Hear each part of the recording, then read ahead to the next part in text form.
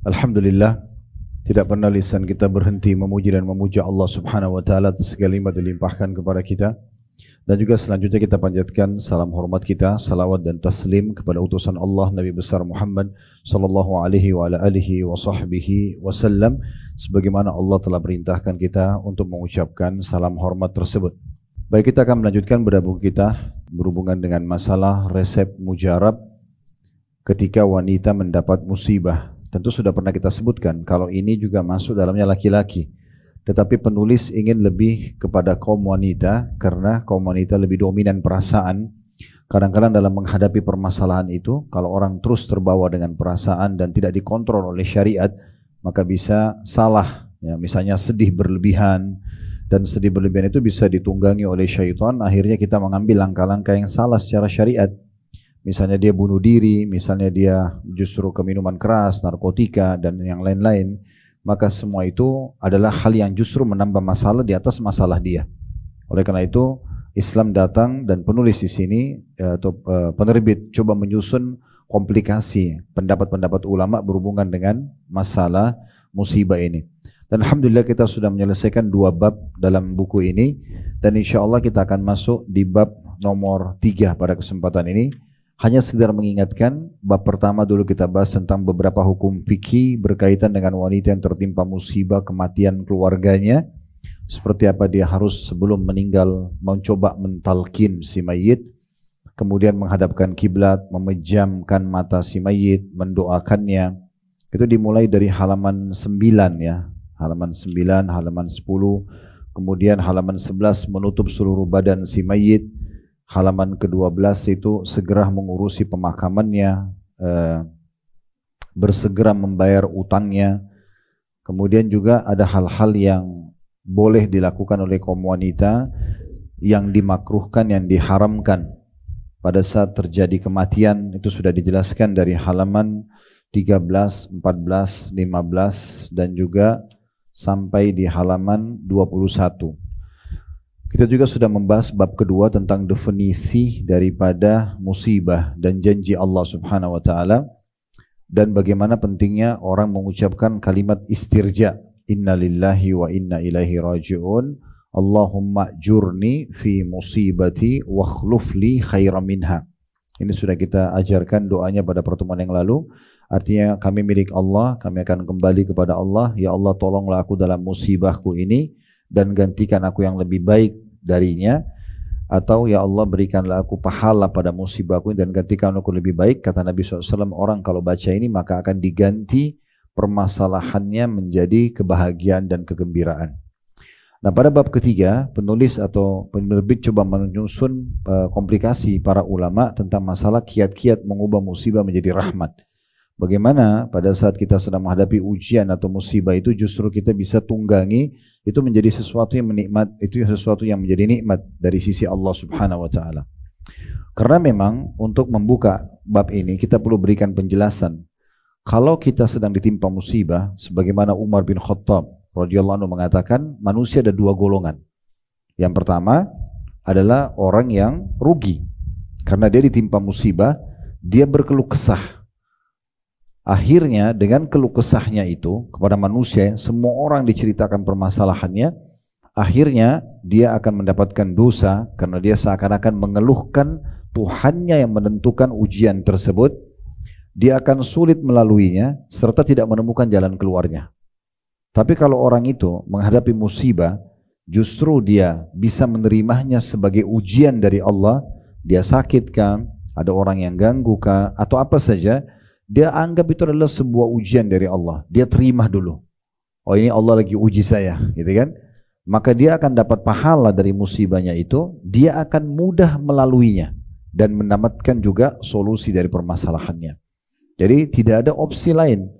Kita menerima itu ujian dan kita jadikan itu adalah sebagai ajang pahala buat kita, atau malah kita berkeluh kesah dan tidak menemukan jalan keluarnya. Nah, ini diberikan gambaran bagaimana sebenarnya kita bisa mengubah musibah-musibah tersebut menjadi rahmat atau kasih sayang Allah Subhanahu wa taala dengan cara kita menerimanya. Karena definisi sabar itu, ibu-ibu sekalian, adalah menerima keputusan Allah, kemudian ikhtiar mencari jalan keluar. Sering kami kasih contoh, misalnya kita tidur malam hari sehat, bangun pagi flu tiba-tiba, sakit. Apa yang harus kita lakukan? Sabar. Sabar itu artinya kita terima dulu itu keputusan Allah. Oh, Allah lagi uji saya. Karena biar kita teriak-teriak, kita marah-marah, tetap flu-nya sudah ada. Gak ada manfaatnya. Maka sebaiknya yang pendapat Umar tadi kita terima dulu. Oh, ini Allah lagi uji saya. Sudah, setelah itu kita ikhtiar, cari jalan keluar, minum obat, minum air hangat, konsultasi dokter, ikhtiar. Nah, inilah yang dimaksud dengan mengubah sebenarnya musibah tersebut menjadi sebuah rahmat karena kita dapat pahala. Ya, ini poinnya. Baik, di situ ada poin nomor 1 di halaman 39. Diangkat sabar atas musibah dan yakin terhadap ketentuan Allah Ta'ala yang hak. Ya. Kata penulis ukhti muslimah yang dirahmati Allah, manakala seorang wanita telah memegang senjata sabar dan yakin, maka ia akan lulus dalam menghadapi segala musibah dalam hidupnya. Jadi dua hal itu. Sabar, tadi saya bilang, sederhana.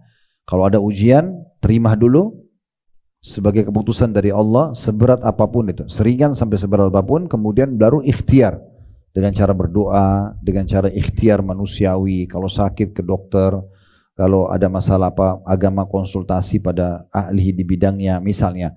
Kemudian kita terus ya bersedekah untuk memberi tawasul supaya Allah menjadikan itu jalan keluar, sebab jalan keluar dari permasalahan kita. Semua itu sampai akhirnya fa inna ma'al usri yusra. Di setiap kesulitan akan ada kemudahan. Nah, itu yang dimaksudkan. Jadi kalau seseorang sudah memiliki senjata sabar ini, kemudian juga yakin bahwasanya Allah itu Maha melihat, Maha mendengar, Allah Maha mengetahui apa yang sedang menimpa kita. Dan saya sudah pernah bahasakan, kalau sedang ada nikmat, yang ciptakan kita Allah, yang ciptakan nikmat itu Allah, yang bisa pertahankan hanya Allah. Kalau kita sedang kena ujian atau musibah, yang ciptakan kita Allah, yang ciptakan musibah ujian itu adalah Allah, yang bisa berikan jalan keluar hanya Allah. Jadi keliru kalau orang justru kepada selain pencipta, gitu kan? Dan subhanallah, berapa banyak orang bisa menikmati air mata yang menetes karena khusyuk kepada Tuhannya. Dia bisa begitu khusyuknya dan lamanya sujud dan beribadah kepada Allah karena musibah datang yang dia tidak bisa rasakan itu kalau sedang ada nikmat. Ya, mungkin orang kalau nikmat, kebanyakan orang lalai malah. Jadi buru-buru sholatnya ya, dan segala macam. Tidak seperti orang kalau sedang ada masalah dan dia ingin minta jalan keluar dari Allah. Pasti dia lebih khusyuk, dia lebih dekat dengan Tuhannya. Itu mahal sekali. Itu tidak bisa dirasakan dan didapatkan kecuali dengan ujian yang datang. Toh juga poin penting ibu-ibu sekalian, bukan hanya kita sendiri yang diuji. Semua orang diuji. Tidak ada satupun orang yang tidak diuji. Siapa di antara kita teman-teman yang tidak pernah digibah oleh orang? Tidak pernah difitnah oleh orang? Siapa di antara kita yang tidak pernah keseleo, flu, demam, sakit gigi, sakit kepala?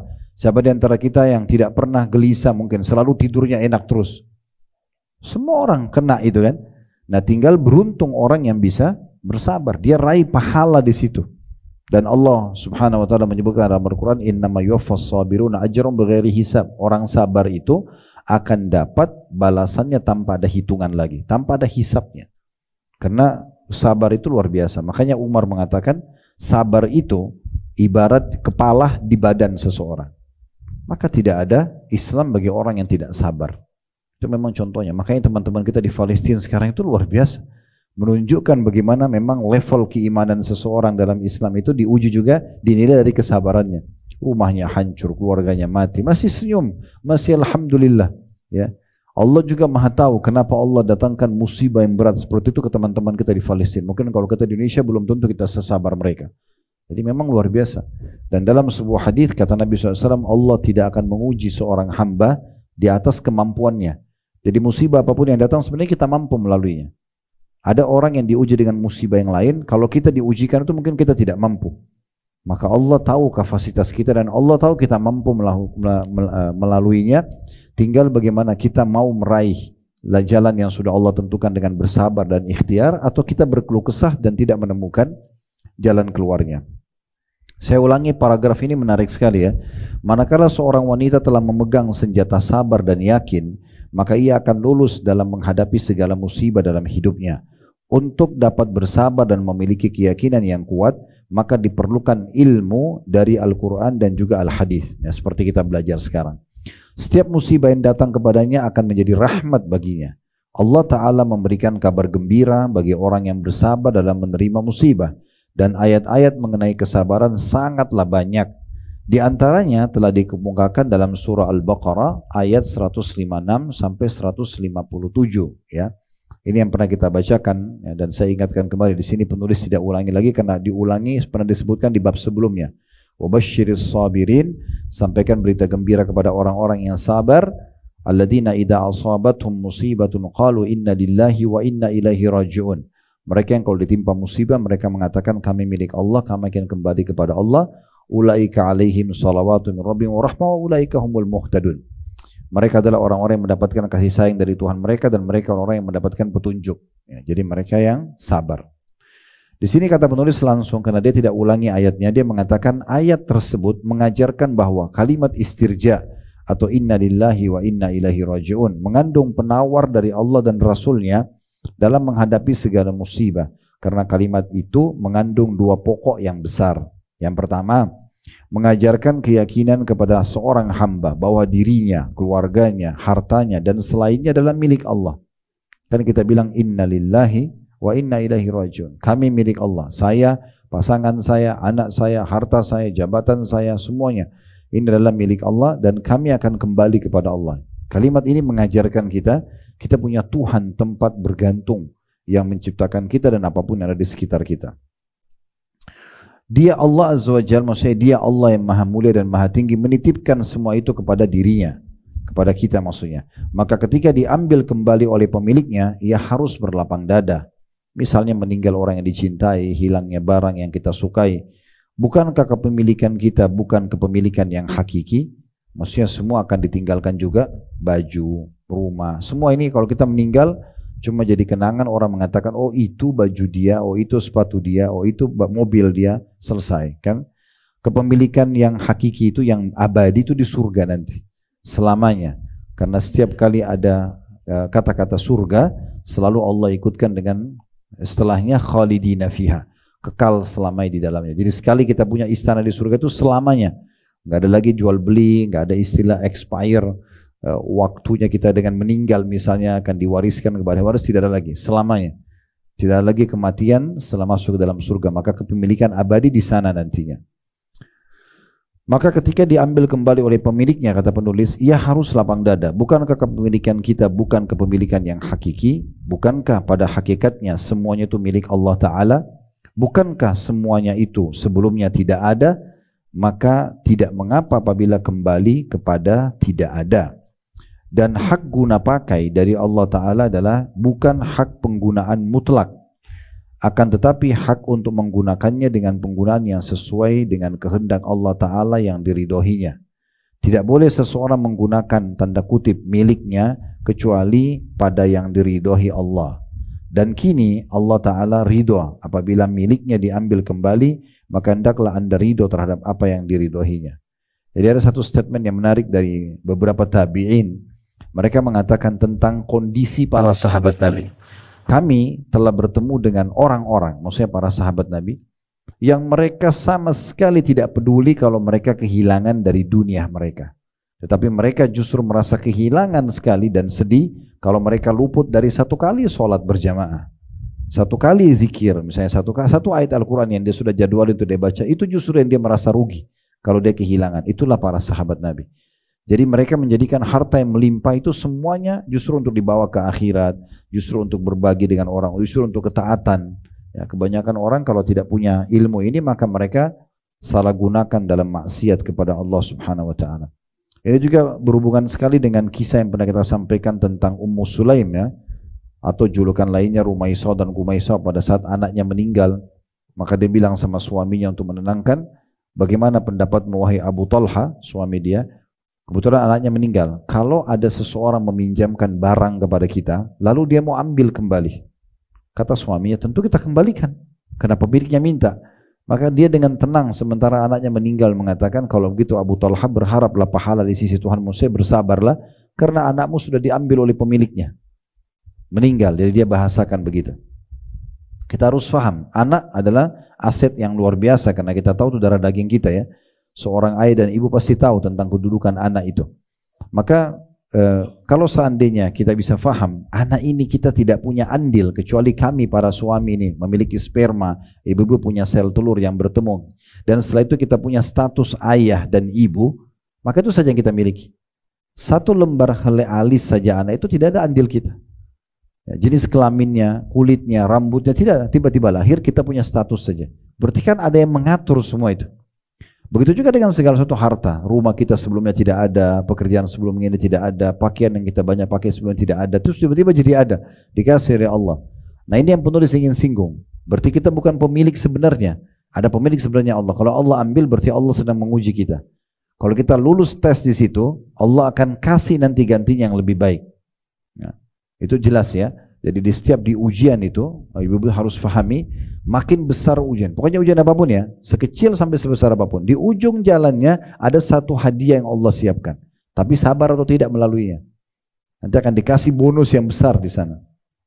Berapa banyak orang yang dihalangi oleh Allah Subhanahu wa taala untuk mendapatkan sesuatu yang dia harapkan, ternyata bentuk kasih sayang Allah pada dia. Sehingga dia bisa selamat. Tadinya kalau dia justru mendapatkan apa yang dia harapkan itu, justru jadi masalah buat dia. Karena Allah lebih mengetahui tentang kondisi dan keadaan kita. Yang kedua, doa istirja ini, kata penulis masih di halaman 40 di bawah ya, di paragraf bawah maksudnya, mengajarkan kepada hamba bahwa tempat kembali dan akhir kehidupannya adalah kepada Allah yang maha benar. Dia tidak bisa menolak ketika harus meninggal dunia untuk mendatangi Robnya di hari kiamat nanti. Jadi sesehat apapun badan kita, sepintar apapun akal kita, ya, tetap saja di saat ajal datang kita akan meninggal. Dan ia akan datang sendirian pada hari kiamat nanti sebagaimana ia dahulu diciptakan pertama kali. Lahir di muka bumi sendirian, nah begitu juga selanjutnya.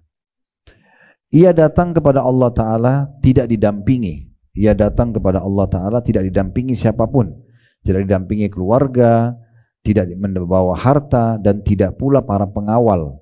Ia hanya datang dengan membawa kebaikan dan keburukan yang ia amalkan dahulu di dunia. Jadi nanti orang pada saat meninggal, ibu-ibu sekalian, kita akan menuju ke akhirat membawa amal soleh kita dan dosa kita. Amal soleh akan membahagiakan dan dosa akan menyusahkan seseorang. Memikirkan keadaan hamba di awal dan di akhir kehidupannya merupakan penawar terbesar bagi orang yang tertimpa musibah. Jadi maksudnya dua poin ini kalau kita renungi itu akan menjadi penawar terbesar. Ternyata kita sebelumnya jadi tidak ada menjadi punya banyak hal. Lalu pada saat diambil itu hanya bentuk ujian, toh juga akan dikembalikan sama Allah. Itu kalau kita renungi semua. Dan ujung-ujungnya juga kita akan kembali kepada Allah ya, dan diminta pertanggungjawaban dari perbuatan kita. Oleh karena itu ini akan menjadi penawar yang sangat besar. Akan jadi sangat kecil musibah yang kita hadapi karena kita tahu awal dan akhir daripada perjalanan kita. Kita awalnya tidak punya apa-apa, dari bayi tidak ngerti apa-apa, Allah persiapkan semua, punya orang tua yang urus, lalu disekolahkan, lalu dan seterusnya sampai jadi besar. Dia juga pada saat meninggal nanti akan kembali kepada Tuhannya Allah SWT. Dikatakan selanjutnya termasuk penawar yang besar lainnya adalah mengetahui dengan pengetahuan yang yakin bahwa apa-apa yang menimpanya adalah sesuatu yang mesti dari Allah Ta'ala. Dia Allah Azza wa Jal tidak mungkin tersalah dalam menimpakan musibah kepada hambanya. Ini tambahan informasi. Allah Subhanahu wa Ta'ala lebih sayang kepada kita daripada ibu kita kepada diri kita sendiri. Allah nggak mungkin mendatangkan sesuatu itu karena Allah benci sama kita, nggak ada. Bahkan ulama mengatakan sampai tingkat orang kafir pun Allah datangkan ujian agar dia sadar dan kembali kepada Tuhannya. Dipicu agar dia menjadi orang yang segera sadar dan kembali kepada Tuhannya. Jadi Allah tidak mungkin salah dalam mendatangkan musibah itu. Pasti ada hikmah di belakangnya. Sebagaimana Allah jelaskan dalam firman-Nya di situ diangkat surah Al-Hadid ayat 22 sampai 23. Yang bunyinya, "Ma asaba min musibatin fil ardi wala fi anfusikum illa fi kitabin min qabli an nabra'aha inna dzalika 'ala Allah yasir." Likai la ta'saw ala ma fatakum wa la tafrahu bima atakum wallahu la yuhibbu kulla mukhtalin fakhur. Setiap bencana yang menimpa di bumi dan menimpa dirimu sendiri semuanya telah tertulis dalam kitab atau dalam kurung Lauhil Mahfuz sebelum kami mewujudkannya, maksudnya sebelum diciptakan manusia dan apapun musibah tersebut. Sungguh yang demikian itu mudah bagi Allah agar kamu tidak bersedih hati terhadap apa yang luput darimu. dan juga tidak pula terlebih atau terlalu gembira terhadap apa yang diberikannya kepadamu. Dan Allah tidak menyukai setiap orang yang sombong dan membanggakan diri. Ini ayatnya ya. Kemudian kata penulis, barang siapa yang merenungkan ayat ini, ia akan mendapatkan obat penawar yang mujarab. Maka perhatikanlah agar musibah yang Anda derita menjadi rahmat dari Allah Subhanahu wa taala. Jadi intinya sebenarnya bagaimana dia seperti mereviewkan kita kembali tentang pentingnya seseorang merenungi lagi kalimat istirja'nya. Inna lillahi wa inna ilaihi raji'un. Lalu kemudian dia renungi itu ya, kami milik Allah, kami akan kembali kepada Allah. Jadi semua ini kita, harta kita, jabatan kita, apa saja ini miliknya Allah. Allah mau ambil, Allah mau tambahkan, itu adalah hak kausalitasnya Allah. Kemudian juga kita akan kembali nanti kepada Allah, toh kita akan diberikan balasan atas syukur dan sabar yang kita jadikan sebagai perangkat hidup kita selama ini. Poin yang kedua yang diperhatikan agar musibah itu berubah menjadi rahmat ya, atau kasih sayang Allah selain sabar, yaitu memperhatikan kitabullah dan sunnah rasulnya. Maksudnya kembali kepada panduan agama yang benar ya. Karena kita lihat orang-orang yang tidak faham agama ini, mereka pasti larinya kepada maksiat intinya gitu kan.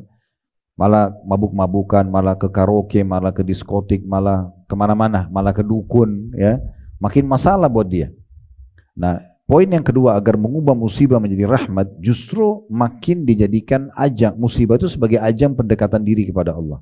Makin khusyuk, makin tunduk, makin merendah kepada Allah, makin introspeksi diri, ada masalah apa nih, ada enggak haknya orang lain. Dalam doanya dia ucapkan, ya Allah, kalau musibah ini disebabkan karena dosa-dosaku, maafkanlah. Kalau karena ujian, mudahkanlah lalui, gitu kan. Berikanlah pahala maksimal. Jadi seperti itulah seorang hamba harusnya menghadapi musibah, tapi dengan syarat dia punya ilmunya. Kalau dia nggak punya ilmunya, pasti dia akan ke jalan lain ya, yang tentunya itu akan lebih menambah musibah di atas musibah mereka. Karena kalau orang sudah buat kesalahan, Allah datangkan ujian, lalu dia mabuk lagi, dosa lagi, lalu dia zina lagi, dosa lagi, dan seterusnya, maka akan menambah masalah di atas masalah hidupnya. Kata penulis, jika ia memperhatikan kitabullah atau Al-Quran dan sunnah Rasulnya sallallahu alaihi wasallam, maka ia akan mendapatkan bahwa Allah Ta'ala memberikan kepada yang bersabar sesuatu yang lebih besar daripada sesuatu yang telah meninggalkannya. Maksudnya kalau dia memperhatikan dalam Al-Quran dan sunnah, dia akan menemukan sebenarnya musibah yang diambil atau didatangkan ini, itu akan Allah balas yang sesuatu yang lebih besar. Maka setiap muslim yang faham ini dengan ilmu agama yang benar, dia tahu ujian ini kecil tapi akan mendatangkan sesuatu yang besar. Contoh misalnya orang mati syahid saja, ya, itu kan besar sekali ujiannya. Tapi kata Nabi SAW, sesungguhnya orang yang mati syahid di jalan Allah tidak merasakan sakit kecuali hanya seperti cubitan saja. Dan tidak ada ahli surga, seluruh ahli surga yang masuk, yang berharap kembali ke dunia lagi, kecuali orang yang mati syahid. Berharap kembali ke dunia agar terbunuh lagi, kemudian mereka kembali lagi. Jadi karena mereka baru sadar ternyata hanya dengan kena satu peluru, kena satu tebasan pedang, itu sudah cukup untuk membuat mereka meraih derajat yang tinggi di surga sana. Ya sudah, mereka berharap kembali agar bisa terbunuh lagi. Sampai kata Nabi SAW, demi zat yang jiwaku dalam genggamannya, aku berharap terbunuh di jalan Allah, dihidupkan lagi, terbunuh lagi, dihidupkan lagi, terbunuh lagi. 3 kali beliau ulangi.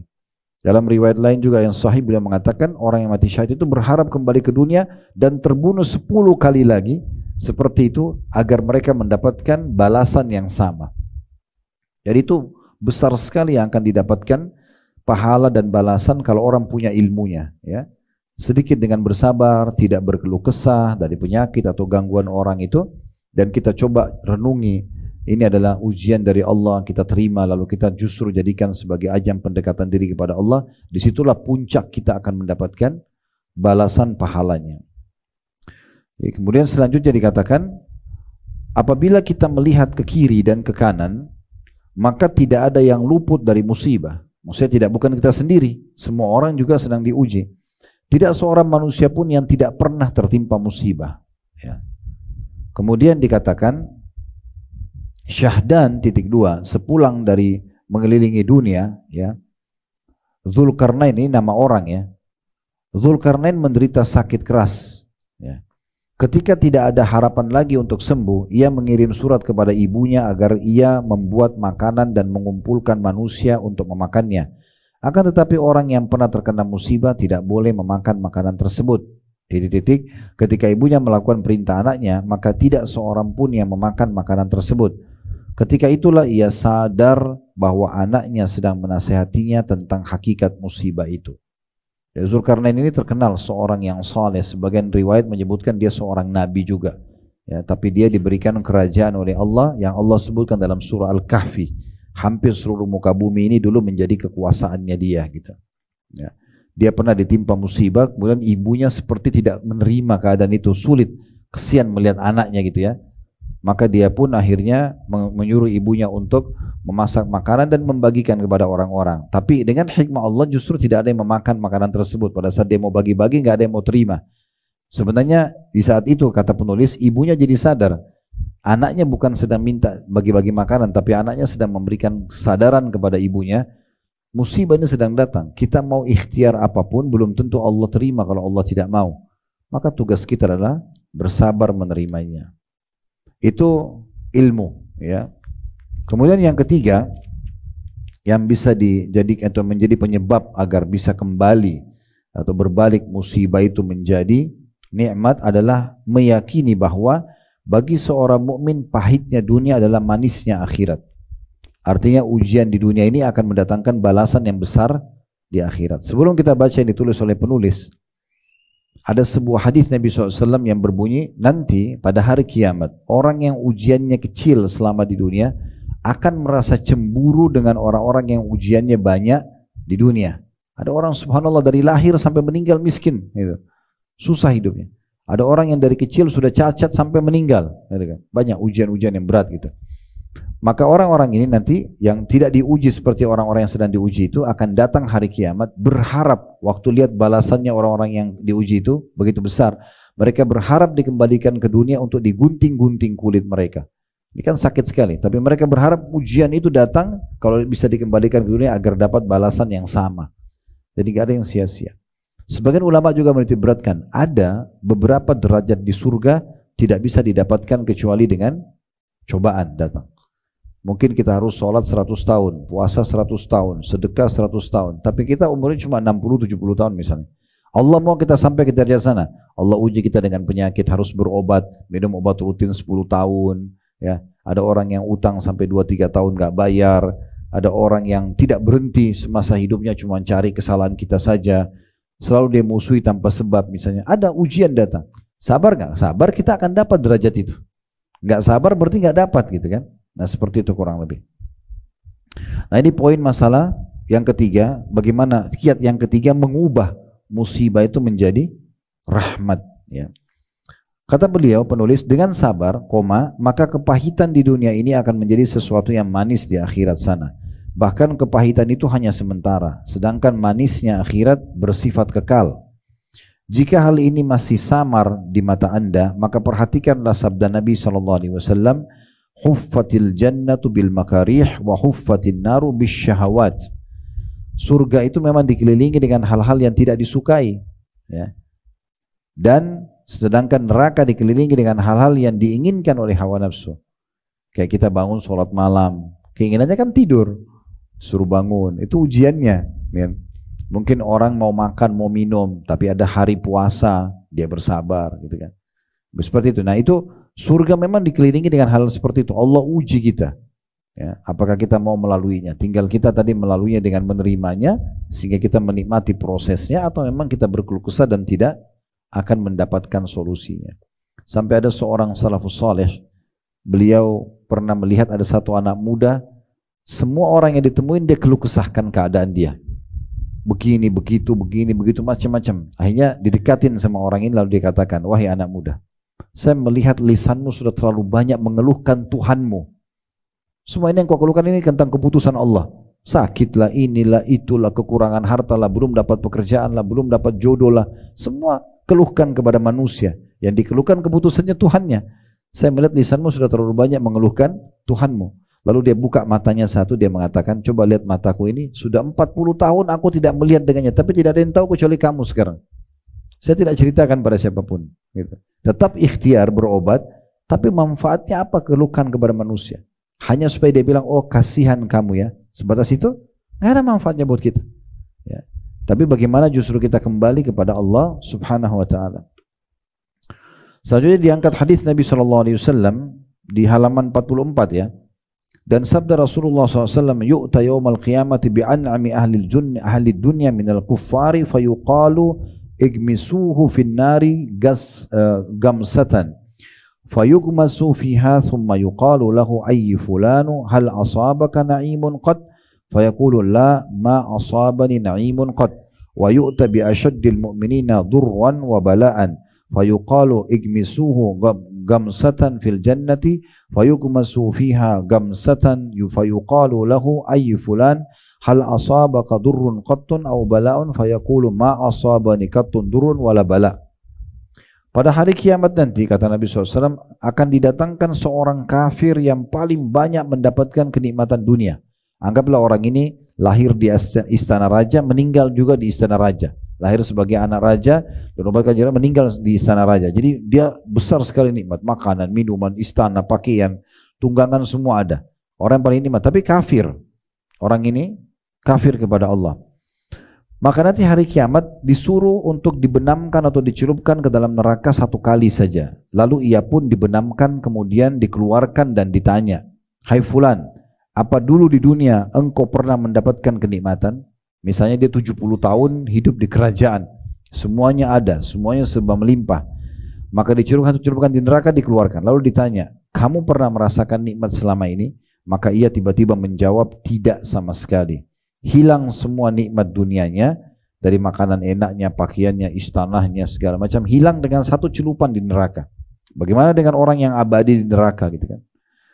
Lalu didatangkan seorang mukmin yang paling menderita di dunia. Dari lahir sampai meninggal miskin, susah hidupnya. Mungkin sendalnya pun putus, pakaiannya pun mungkin kumuh, cuma beberapa lembar saja yang dia miliki gitu. Lalu disuruh untuk dibenamkan ke dalam surga satu kali, celupkan, dikeluarkan. Lalu ia pun dibenamkan, kemudian ditanya setelah itu dikeluarkan, hai fulan, apa dulu di dunia engkau pernah mendapatkan penderitaan atau bencana? Kamu ini selama sekian tahun di dunia miskin, susah hidupnya, ya tidak terpenuhi kebutuhannya. Tapi setelah dicelupkan satu kali di surga, dikeluarkan. Dia sudah rasakan nikmat surga, cuma hitungan detik dikeluarkan. Apa kau pernah rasa penderitaan? Dia bilang, tidak, aku tidak pernah menderita atau mendapatkan bencana sama sekali. Hadis ini diriwayatkan oleh Ibnu Majah. Kata penulis, perhatikanlah bahwa penderitaan yang terberat sekalipun serta merta akan terhapus dengan celupan sebentar saja di dalam kenikmatan surga. Maka bersabarlah wahai calon ratu bidadari surga, karena yang sedang dibahas adalah para muslimah. Jangan terpedaya dengan kesenangan sementara lalu melupakan kesenangan yang abadi. Bersabarlah dengan penderitaan sesaat untuk kesenangan yang kekal di dunia atau di surga. Jadi manusia itu Bu ada 3 tingkatannya. Yang paling buruk, yang paling bawah, diberikan nikmat berkeluh kesah, apalagi kalau musibah, lebih keluh kesah.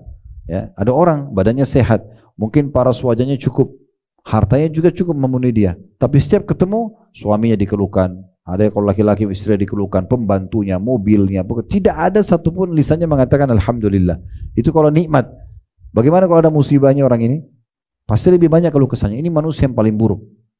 Golongan kedua di atasnya itu adalah golongan standar orang mukmin. Kata Nabi SAW, ajaban li amri mu'min, sungguh mengabulkan perkara orang mukmin, wala yakunu dzalika illa li mu'min, dan itu tidak dimiliki kecuali orang-orang yang beriman. Inna sabba sarra syakar, kalau diberikan nikmat dia bersabar, kalau diberikan nikmat dia bersyukur, wa inna sabba dharra sabar, kalau diberikan ujian dia bersabar.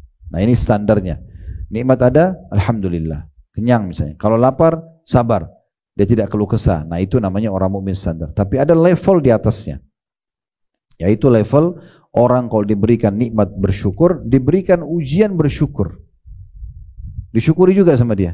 Dia bangun tidur sakit, alhamdulillah Allah menguji saya, berarti ada pahala yang Allah janjikan lebih besar. Nah itu levelnya lebih tinggi.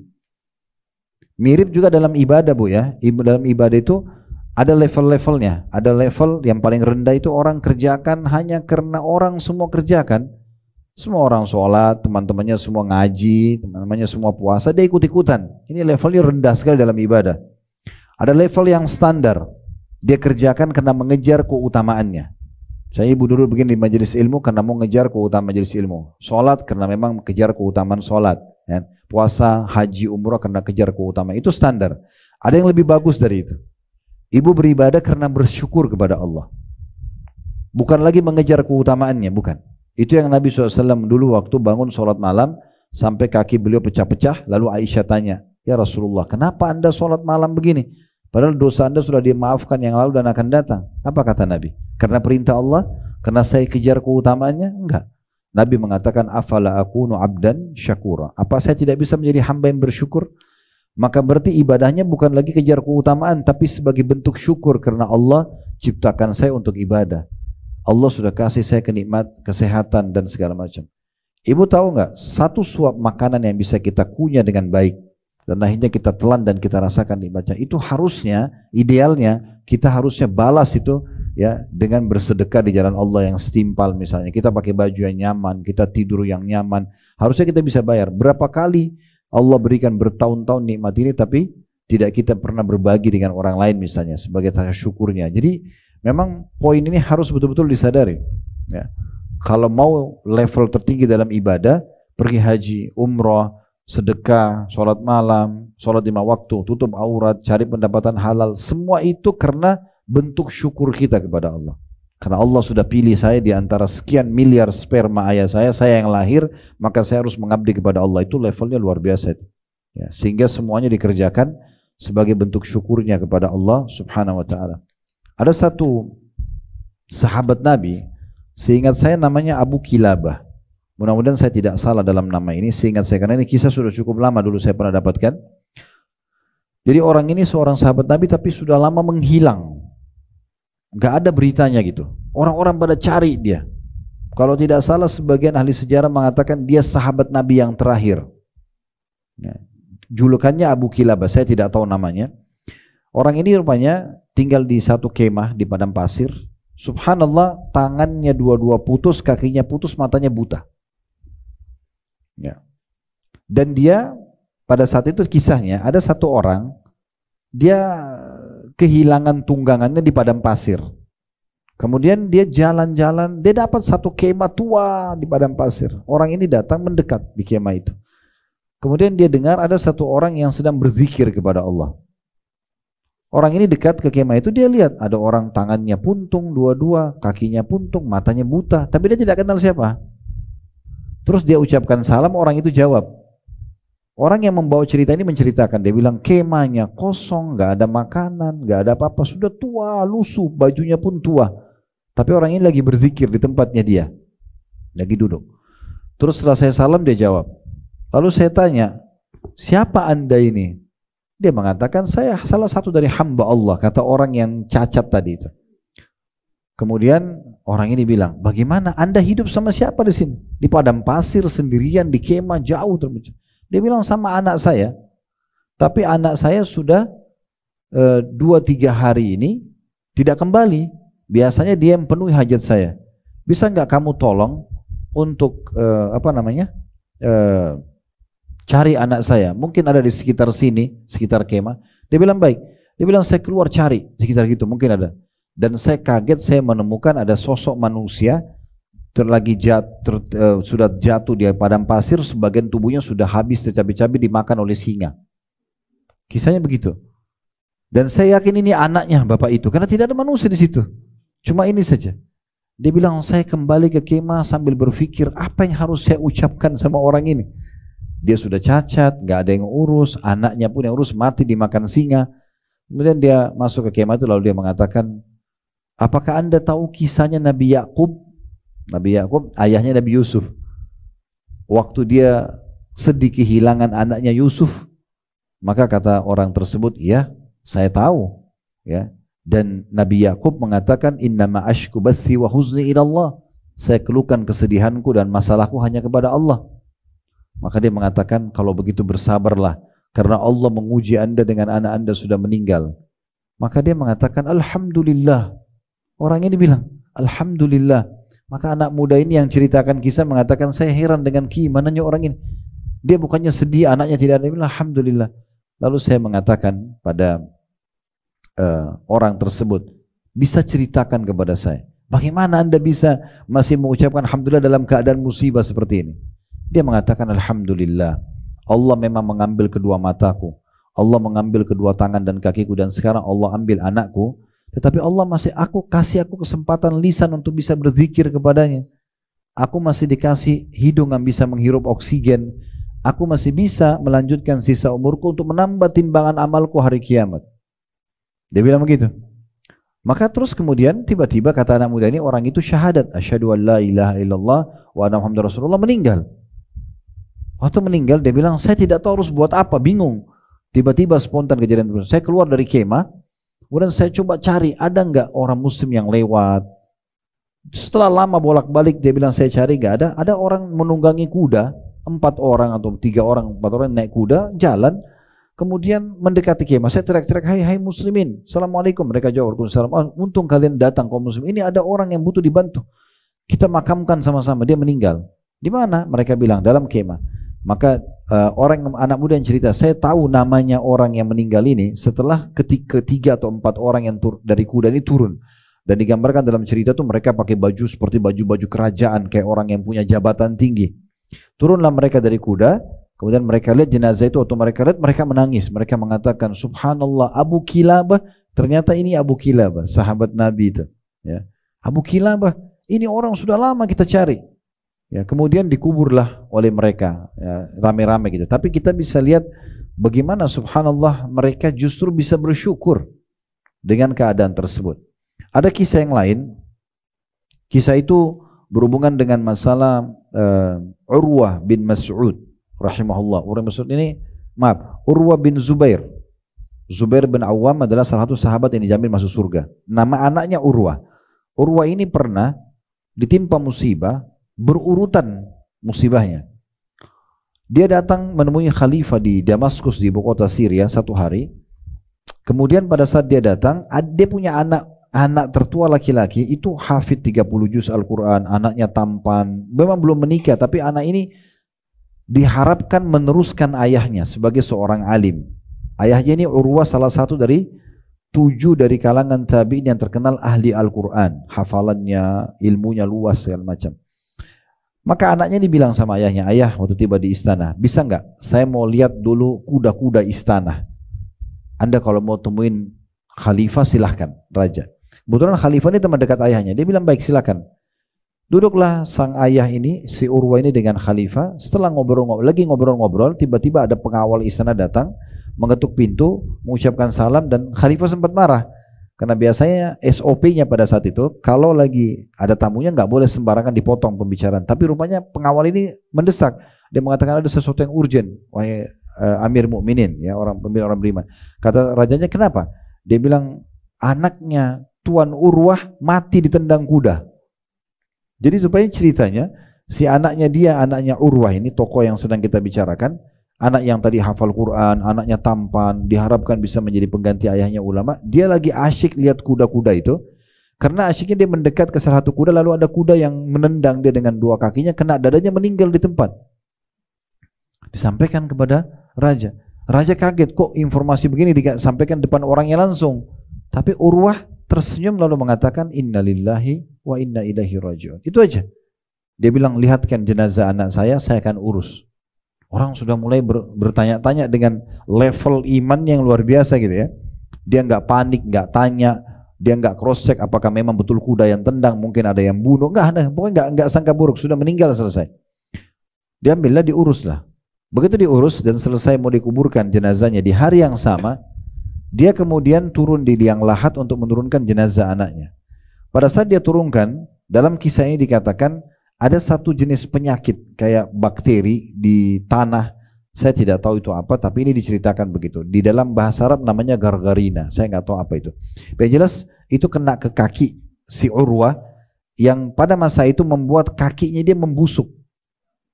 Dan pada saat itu belum ada solusi pengobatan kecuali amputasi. Ini Urwahnya nih yang sedang anaknya dikuburkan, baru anaknya musibah di hari yang sama. Maka dia tiba-tiba nggak bisa berdiri waktu dikeluarkan dari liang lahat anaknya, kakinya mulai membiru, kemudian dibawa ke satu ruangan, dilaporkan kepada khalifah. Kejadian begini kepada Tuan Urwah ini, apa yang harus kita lakukan? Kata khalifahnya, panggil tabib yang terbaik. layani dia dengan baik. Dilayani segala macam. Keputusan terakhir, semua tabib-tabib istana mengatakan tidak ada solusi lain selain diamputasi. Kalau enggak akan menjalar ke tubuhnya semua, malah lebih bahaya. Gimana caranya sampaikan kepada Urwah? Maka dikirimlah ya orang-orang yang bijaksana untuk menyampaikan, mohon maaf Tuan Urwah, kalau ada pesan dari khalifah, semoga Anda bersabar. Penyakit Anda ini tidak ada solusi kecuali harus amputasi. Dia mengatakan innalillahi wa inna rajiun. Potong aja kaki saya. Dia ngomong gitu. Itu kisah nyata ya. Bapak Ibu bisa ketik di Google tentang kisah Urwah bin Zubair. Ya, nanti bisa ulangi membaca kisah ini. Saya ringkaskan, mungkin dengan tinggal berbeda retorika saja. Maka pada saat itu didatangkan 6 orang atau 8 orang algojo, besar-besar badannya. Karena waktu itu tidak ada obat bius. Tujuannya untuk megang badannya dia. Megang kedua tangan dan kedua kaki. Waktu datang ke ruangan tersebut, maka dia tanya kepada tabibnya, ini untuk apa orang-orang ini? Dia bilang untuk menahan Anda. Saya akan potong kaki Anda. Dia bilang saya nggak mau, nggak usah dipegang. Terus didatangkan sekendi khamr, minuman keras. Itu sebagai obat biusnya, gitu kan. Waktu itu orang kalau mau diamputasi diminumkan. Dia bilang ini untuk apa? Kata tabibnya, Anda harus mabuk supaya bisa kami potong. Ini kulit Anda akan kami iris, tulangnya akan dipotong. Ini sakit. Dia bilang enggak, saya enggak perlu. Saya tidak pernah minum di masa hidup saya. Ngapain saya minum sekarang? Lalu gimana solusinya? Kembali tanya khalifah, apa solusinya? Khalifah bilang, tanya aja ke beliau. Tanya kepada Tuan Urwahnya, apa solusinya? Urwah bilang, sudah, saya akan berzikir kepada Allah. Di saat kalian lihat wajah saya berubah memerah, baru potong kaki saya. Belum pernah ada orang lakukan itu. Tapi tabibnya ini lakukan, diberikan izin. Dia mulai berzikir, subhanallah, alhamdulillah, wa la ilaha illallah, Allah akbar. Dengan khusyuknya dia, sampai wajahnya memerah. Waktu wajahnya memerah, kata tabibnya, saya langsung memotong kakinya, tidak sedikit pun bergerak kaki itu. Kayak orang yang kakinya sudah dibius gitu ya, tidak bergerak. Sampai selesai dipotong, setelah dipotong dia masih berzikir. Dia kena terbawa dengan arus zikirnya itu, alam itu. Dengan khusyuknya gitu. Selesai dia zikir, selesai dipotong, tapi dia bilang, sudah Tuan Urwah. Dia bilang alhamdulillah sambil dia berhentikan zikirnya. Tapi ada lagi satu tambahannya. Ini kisah nyata ya. Waktu itu tidak ada cara memberhentikan darah karena kan diamputasi, darahnya ngucur terus. Kecuali dicelupkan di minyak panas. Ya, begitu ceritanya. Sekali lagi coba nanti kembali ke kisah Urwah bin Zubair namanya. Zubair bin Awam ini sama ayahnya, sahabatnya Nabi surga. Ini orang luar biasa. Maka mereka bilang, tapi darah Anda ngucur terus. Tidak ada solusi lain kecuali kami celupkan di minyak panas. Dia bilang lakukan. Saya berzikir dulu. Dia zikir dulu, setelah wajah saya memerah celupkan. Setelah dia berzikir, wajah memerah dicelupkan. Tapi namanya manusia tidak tahan sakit, dia pingsan. Kena kesakitan. Setelah selesai tentunya sudah dibalut segala macam dan dia terbangun. Ada satu permintaan dia unik. Dia bilang sama orang sekitarnya, coba mana potongan kaki saya? Dia minta. Orang-orang didatangkan. Terus dia pegang telapak kakinya, dia mengatakan, alhamdulillah yang telah mengamanahkan kamu di tubuhku selama 40 tahun, belum pernah satu kali pun aku pakai kamu bermaksiat kepada Allah. Dia ngomong gitu. Udah akhirnya selesai. Dia pulanglah ke kota Madinah. Di kota Madinah disambut oleh orang-orang. Semoga Allah agungkan pahala Anda dengan meninggal anak Anda, segala macam. Orang takziah karena anaknya meninggal, sekaligus juga menyabarkan dia dengan kisah kakinya gitu ya. Ada satu orang yang mengatakan, semoga telapak kaki Anda mendahului Anda ke surga. Dia bilang gitu. Dia bilang alhamdulillah, Allah mengambil, kebetulan dia punya 4 orang anak. Dia bilang Allah mengambil 1 anak saya, Allah masih sisakan 3. Dia bilang alhamdulillah ya. Terus dia bilang Allah memberikan saya 2 tangan dan 2 kaki, alhamdulillah Allah cuma ambil 1, masih nyisahkan 3. Begitu dia ucapkan, dan alhamdulillah saya masih diberikan umur bisa beribadah kepada Allah subhanahu wa ta'ala. Itu level yang tertinggi. Mereka bukan lagi hanya sekedar mengejar keutamanya, tapi sudah bisa bersyukur kepada Allah subhanahu wa ta'ala. Baik, kita akan tutup dengan terakhir poin ketiga ini ya. InsyaAllah nanti lanjutannya ya, poin keempat dan seterusnya itu nanti InsyaAllah kita akan sampaikan di kesempatan lain, karena ini masih ada poin ke 5, 6, 7, 8 ya. Itu masih cukup panjang bahasannya. Lalu di sini kata beliau selanjutnya ya, Mengapa mereka terpedaya? Ada pertanyaan kecil ya di situ di bawah di halaman 45. Karena kenikmatan sesaat itu terlihat di hadapan mereka, sedangkan kesenangan yang abadi tidak terlihat secara langsung. Jadi banyak manusia terpedaya dengan ujian yang datang sehingga mereka tidak bisa menerima ujian tersebut karena mereka cuma lihat di depan matanya saja. Mereka tidak melihat dengan pandangan yang jauh, di sana akan ada balasan di surga dengan orang bersabar gitu ya. Dan mereka tidak melihat, di sini dikatakan kesenangan yang abadi ya secara langsung kecuali oleh mata hati yang beriman. Sementara kebanyakan dari orang-orang di zaman kita sekarang ini memiliki keimanan yang lemah dan di lain pihak pendorong syahwat begitu kuat, maka mereka pun memilih yang serba tanda kutip instan, meski sebenarnya hanya fata morgana saja. Misalnya dengan mabuk, misalnya dengan apa ya, kedukun, dipikir itu jalan pintas instan, padahal sebenarnya itu keliru. Wahab ibn Munabbi berkata, Wahab ibn Munabbi ini seorang ulama yang masyhur, dia mengatakan Isa bin Maryam berkata, Nabi Isa alaihissalam, aku berkata benar bahwa di antara kalian yang paling cinta dunia adalah yang paling berkeluh kesah ketika mendapat musibah. Maksudnya dalam ajaran Nabi Isa alaihissalam, justru orang yang dianggap ya, orang yang sedikit imannya atau lemah imannya adalah orang yang selalu berkeluh kesah dalam mendapatkan musibah. Justru level iman seseorang dinilai kalau dia bersabar dalam musibah tersebut. Kalau bersyukur kan orang semua bisa ya. Habis kenyang, alhamdulillah. Kita semua bilang alhamdulillah. Tapi kalau orang lagi kena musibah, lalu kita mengatakan bersabarlah, apa dia langsung bisa terima? Belum tentu orang bisa terima. Bahkan dia mengatakan kamu karena tidak rasakan aja. Nah, karena memang berat untuk orang bersabar. Tapi Allah memberikan balasan sesuai dengan kadar ujian yang datang. Dalam hadis Bukhari, kata Nabi SAW, inna idhamal ajri ma'idhamil bala. Sesungguhnya besarnya kadar balasan pahala sesuai dengan besarnya musibah yang datang. Dan kata seorang sahabat, ya Rasulullah, siapa orang yang paling berat ujiannya? Kata Nabi SAW, para nabi-nabi. Harusnya kan para nabi-nabi gak diuji, tapi mereka justru diuji paling berat. Kemudian datang orang-orang yang imannya dekat dengan para nabi-nabi tersebut. Dan orang akan diuji sesuai dengan kekuatan imannya. Selanjutnya paragraf terakhir dikatakan, adapun seseorang yang memiliki pandangan mata hati yang tajam, maka tirai dunia akan tersingkap hingga pandangannya tembus, tidak terhalangi lagi untuk melihat segala janji-janji Allah Ta'ala bagi para kekasihnya, berupa kenikmatan yang kekal, kesuksesan yang besar, dan keselamatan yang abadi.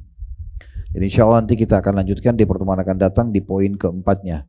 Dan insya Allah yang jadi inti dari pengajian kita selalu saya bahasakan adalah materinya. Tanya jawab itu hanya pelengkapnya saja ya.